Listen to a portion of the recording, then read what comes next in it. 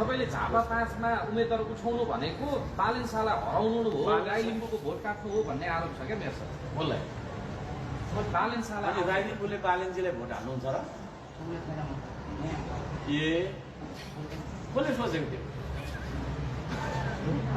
ए हर्कजी, एउटा नेतृत्व गर्ने व्यक्तिले यसरी जातीय विभेद गराएर फरक फरक जात छुट्याएर पनि देशको विकास हुन्छ र भनेको।